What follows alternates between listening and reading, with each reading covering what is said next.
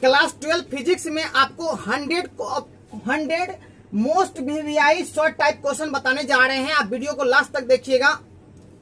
नमस्कार दोस्तों, आप सभी का प्यारा चैनल एमपी जोन पर स्वागत है। दोस्तों आपको आज हम बताने जा रहे हैं, तीसरा वीडियो है ये 100 most VVI objective subjective question का 7 नंबर क्वेश्चन बताने जा रहे हैं। फिर हम आगे देखेंगे। दो वीडियो जो है ना, वीडियो में आपको हम 6 क्वेश्चन बता चुके हैं। एक वीडियो में 3 बताए, दूसरे में 3 बताए, मतलब 6 क्वेश्चन आपको बता चुके हैं। डिस्क्रिप्शन में लिंक दिया गया है, आप जाके वहां से देख सकते हैं। ठीक है ना, चलिए शुरू करते हैं। सबसे पहले 7 नंबर क्वेश्चन देखते हैं क्या है। बस यही कहना चाहेंगे कि आप यदि नए हैं चैनल को सब्सक्राइब करके बेल आइकन को प्रेस कर लीजिए, जिससे कि जब भी हम नया वीडियो अपलोड करें सबसे पहले आपको नोटिफिकेशन जाएगा। और आप देख सकते हैं इस 100 क्वेश्चन को आपको पढ़ना है। इसमें से 10 क्वेश्चन आपको पूछेगा 100%। तो आप अभी तुरंत सब्सक्राइब कीजिए और अपने दोस्तों के बीच में शेयर कीजिए। ठीक है ना, 10 क्वेश्चन इसी में से पूछा जाएगा। शॉर्ट टाइप क्वेश्चन है। ठीक है ना, और इस चैनल को सब्सक्राइब कीजिए MP zone sir, subscribe and share, और अच्छा लगे तो फिर लाइक भी कर दीजिएगा। ठीक है ना, चलिए शुरू करते हैं। दोस्तों 7 नंबर क्वेश्चन देखेंगे। संधारित्र की धारिता को प्रभावित करने वाले 2 कारकों को लिखे। Right the 2 affecting factor of capacitance of a capacitor. तो हम लोग देखेंगे क्या, एक फार्मूला देखो होता है दोस्तों, C = A epsilon naught by D होता है। A epsilon naught by D, यह होता है क्या, A epsilon naught into epsilon R by D. तो यहां देखेंगे 2 अफेक्टिंग फैक्टर को लिखना है जो प्रभावित करता है किसको, धारिता को, घटाता है या बढ़ाता है। तो क्या हो जाएगा यहाँ पर, यहाँ जो है धारिता बराबर सूत्र होता है A epsilon naught by D, formula होता है A epsilon naught by D. तो यहाँ पर डायरेक्ट दिख रहा है क्या कि यदि हम 2 प्लेट लेते हैं, संधारित्र कैसे बनाते हैं, संधारित्र बनाते हैं हम लोग क्या, 2 प्लेट लेते हैं। ठीक है, एक प्लेट पर होता है प्लस चार्ज, दूसरे पर होता है क्या, माइनस चार्ज। ठीक है ना, यदि इसके दोनों के बीच की दूरी मान लेते हैं क्या, डिस्टेंस कितना है, डी है, और इस प्लेट का जो क्षेत्रफल मानते हैं ए, प्लेट का क्षेत्रफल जो है क्या है, ए है। ठीक है ना, अब देखिए क्या है, सीधा दिखाई पड़ रहा है कि आप यदि प्लेट का क्षेत्रफल बढ़ा देते हैं तो धारिता क्या हो जाएगा, बढ़ जाएगा। तो कहने का मतलब अफेक्टिंग फैक्टर 1 हो गया क्या, सी जो है डायरेक्टली प्रोपोर्शनल होगा किसके, ए के। मतलब क्या, क्षेत्रफल को आप बढ़ाइए तो क्या हो जाएगा, धारिता बढ़ जाएगा। मतलब कहेंगे क्या, संधारित्र की धारिता जो है वो उभयनिष्ठ क्षेत्रफल के, प्लेटों के उभयनिष्ठ क्षेत्रफल के क्या होता है, क्षेत्रफल के अनुक्रमानुपाती या समानुपाती होता है। ठीक है ना। अब दूसरा अफेक्टिंग फैक्टर क्या है, देखिए दूसरा इसमें कह रहा है 2 कारकों को लिखिए। एक तो हो गया ये कि संधारित्र की धारिता जो क्षेत्रफल के क्या होता है, समानुपाती हो। दूसरा क्या हो जाएगा, देखिए दोस्तों क्या है, उल्टा है, ये एक ऊपर है, ये क्या है, नीचे है, डी। मतलब दोनों के बीच की दूरी यदि बढ़ा दे, दोनों के बीच की दूरी बढ़ा दे यदि हम, तो क्या हो जाएगा, ये घट जाएगा। क्या हो जाएगा, ये घट जाएगा। यदि डी को हम बढ़ाएंगे, डी को बढ़ाएंगे हम, तो सी क्या हो जाएगा, घट जाएगा। मतलब क्या, इसको घटाने बढ़ाने पर ई भी क्या हो रहा है, सी भी क्या हो रहा है, चेंज हो रहा है। इसका मतलब क्या, लेकिन उल्टा हो रहा है, ये बढ़ा रहे थे, ये घट रहा है। तो क्या हो जाएगा, ई जो हो जाएगा व्युत्क्रमानुपाती हो जाएगा किसके, डी के। डी के व्युत्क्रमानुपाती हो जाएगा। अर्थात कहने का मतलब ये है कि संधारित्र की धारिता जो है प्लेटों के बीच की दूरी के व्युत्क्रमानुपाती होता है। ठीक है। तीसरा अफेक्टिंग फैक्टर देखेंगे दोस्तों क्या है, जैसे ये माध्यम है, क्या है, वायु का माध्यम है। यदि माध्यम हम बढ़ाते हैं दोस्तों, ये बढ़ाते हैं, ये भी क्या होगा, बढ़ जाएगा। चाहे यही है, ये बढ़ाएंगे हम तो ये भी क्या हो जाएगा, आपका बढ़ जाएगा। ठीक है, इसका मतलब ये हो गया, सी जो है अनुक्रमानुपाती होता है किसके, माध्यम के। माध्यम मतलब क्या हो गया, एप्सिलॉन आर। तो ये 3 अफेक्टिंग फैक्टर आपको बताएं दोस्तों। ये लिखना आपको 2 ही लिखना है। तो लिखेंगे पहला क्या, धारिता जो है ना उभयनिष्ठ प्लेटों के क्षेत्रफल के क्या था, समानुपाती है। दूसरा क्या हो जाएगा, धारिता जो है प्लेटों के बीच की दूरी के व्युत्क्रमानुपाती होता है। तीसरा क्या है, धारिता जो है वो माध्यम के पराविद्युतता के क्या होता है, समानुपाती होता है। तो ये 3 बताएं, आप 2 लिख सकते हैं दोस्तों। ठीक है ना, आप जो देख रहे हैं स्क्रीन पर जो आपको दिखाई पड़ रहा है, आप उसका स्क्रीनशॉट लेके रख लीजिए।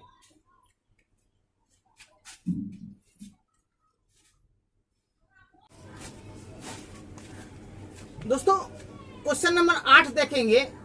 तो क्वेश्चन नंबर 8 कहता है क्या है, फ्राइडे के विद्युत चुंबकीय प्रेरण के नियम को लिखें। फ्राइडे ने दोस्तों दो नियम दिया था। पहला नियम जो है, पहला नियम कहा गया था क्या, जब किसी परिपथ से गुजरने वाली चुंबकीय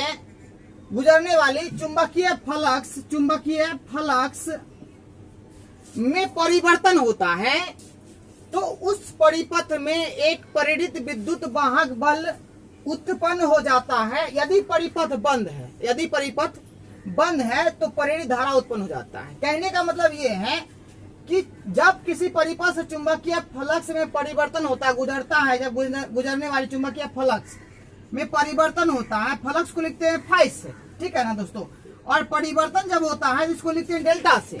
तो जब चुंबकीय फ्लक्स में परिवर्तन होता है, चेंज इन फ्लक्स में परिवर्तन होता है तो लिखते हैं डेल्टा फाई से लिखते हैं।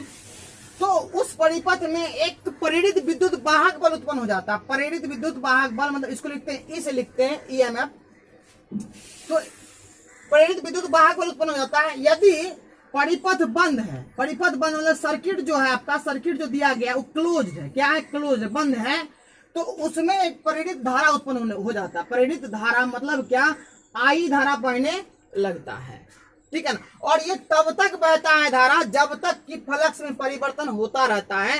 दोस्तों यही पहला नियम है फ्राइडे का, यही पहला नियम है। अब दूसरा नियम देखेंगे क्या है दोस्तों। दूसरा नियम देखेंगे हम लोग, दूसरा नियम। तो दूसरा नियम कहता है फ्राइडे कि प्रेरित विद्युत वाहक बल, प्रेरित विद्युत वाहक बल चुंबकीय फ्लक्स में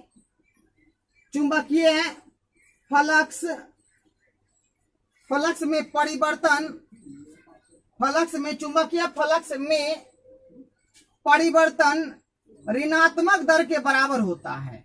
परिवर्तन ऋणात्मक दर के बराबर होता है। ये दूसरा नियम है दोस्तों। चुंबकीय फ्लक्स में परिवर्तन, तो चुंबकीय फ्लक्स में परिवर्तन ऋणात्मक दर के बराबर होता है। दूसरा नियम ये है दोस्तों। प्रेरित विद्युत वाहक बल, कहने का मतलब ये है दोस्तों, दूसरा नियम ये है कि प्रेरित विद्युत वाहक बल मतलब प्रेरित विद्युत वाहक बल हो गया चुंबकीय फ्लक्स, तो चुंबकीय फ्लक्स हो गया डेल फाई।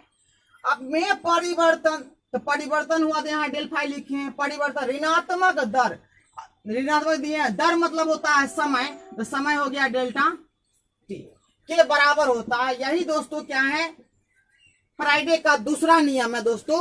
ऋणात्मक दर के बराबर होता है। प्रेरित विद्युत वाहक बल चुंबकीय फ्लक्स में परिवर्तन के ऋणात्मक दर के बराबर होता है। अब दोस्तों यहाँ पर जो माइनस चिन्ह आप देख रहे हैं, ये माइनस चिन्ह क्या करता है, ये विद्युत वाहक बल जो है, प्रेरित विद्युत वाहक बल, इसका ही विरोध करता है। इसके परिवर्तन का क्या होता है, विरोध करता है, जिसके कारण ये उत्पन्न हुआ है। ये जो उत्पन्न हुआ है, उत्पन्न कैसे हुआ, ये क्या होता है, चेंज होता है। ये चेंज होता है, चेंज इन फ्लक्स। तो फ्लक्स में परिवर्तन होता है तब तो ये उत्पन्न होता है। फर्स्ट में हम तो यही कहा था, चुंबकीय फ्लक्स में परिवर्तन होता है तो उस परिपथ में एक प्रेरित विद्युत वाहक बल उत्पन्न हो जाता है। तो ये परिवर्तन होता है तो ये उत्पन्न होता है। लेकिन ये क्या करता है, जब उत्पन्न हो जाता है तो इसी का क्या करता है, विरोध करने लगता है। इसका विरोध करता है ये क्या करता है, इसका विरोध करता है। इसके परिवर्तन का क्या करता है, विरोध करता है। जब ये बदलता है ना तो इसका विरोध करता है, इसलिए हम माइनस दिए। और यही लेंज का नियम है, मतलब जिस थाली में खाए उसी में छेद किए। कहने का मतलब जिसके कारण ये उत्पन्न हुआ है, ये जो है जिसके कारण उत्पन्न हुआ है उसी का ही विरोध करा। इसके कारण ये उत्पन्न हुआ है और ये जो है इसी का विरोध कर रहा है। जिसके कारण उत्पन्न उसी का विरोध करता है, और उसी को हम बोलते हैं लेंज का नियम कहते हैं दोस्तों। तो ये आपका फ्राइडे का दोनों नियम था दोस्तों। अब हम लोग देखते हैं क्वेश्चन नंबर, आगे देखते हैं, नेक्स्ट क्वेश्चन देखते हैं क्या है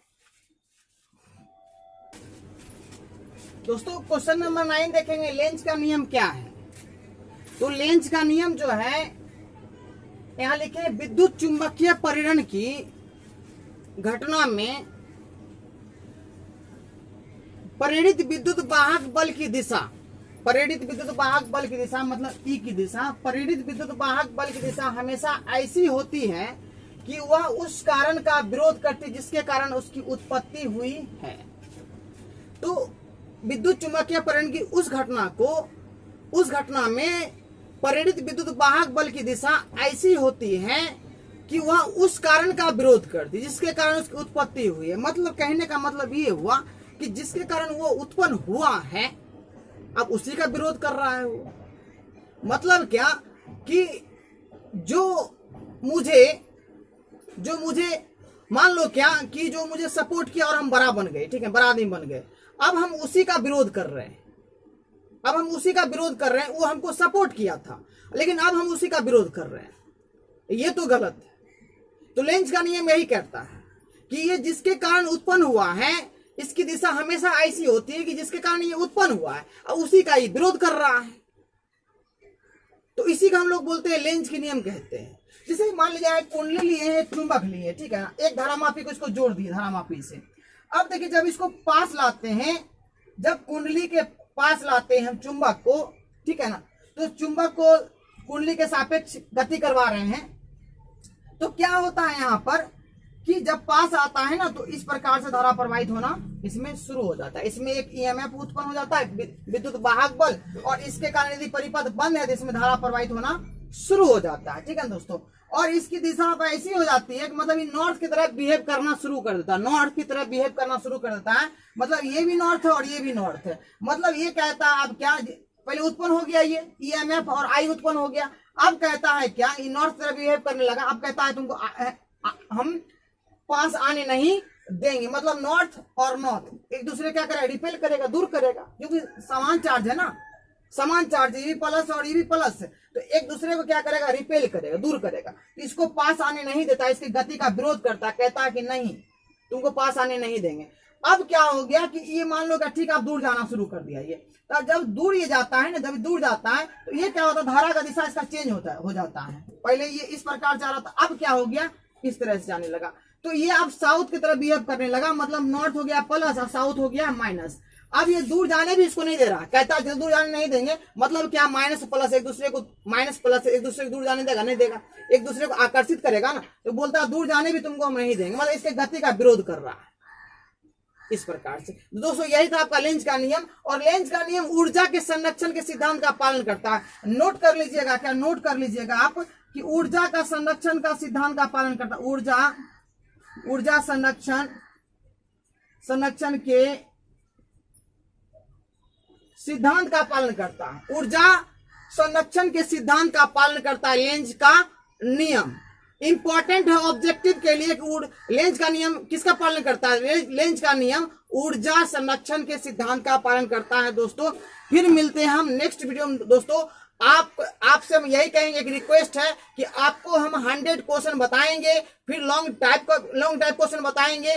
तो इस तरह से आपका हम पूरा कोर्स पूरा करेंगे, आपका हम VVI टाइप का क्वेश्चन पूरा बता देंगे दोस्तों। और आपको यदि ऑब्जेक्टिव भी चाहिए तो आप जाकर प्ले लिस्ट में देखिए, आपको ऑब्जेक्टिव मिलेगा बहुत सारा। इसका objective, subjective, math, physics, chemistry सारा का मिलेगा वो वीडियो। तो दोस्तों यही कहेंगे आपसे, एक रिक्वेस्ट आपसे विनती है एक दोस्तों कि आप अपने दोस्तों के बीच में शेयर कीजिए। आप यदि नए हैं तो चैनल को सब्सक्राइब कर लीजिए। फिर मिलते हैं नेक्स्ट वीडियो में दोस्तों। फिर से आप इसी तरह से हार्डवर्क करते रहिए और सपोर्ट करते रहिए, अपना समय बनाए रखिए इस चैनल पे, ठीक है।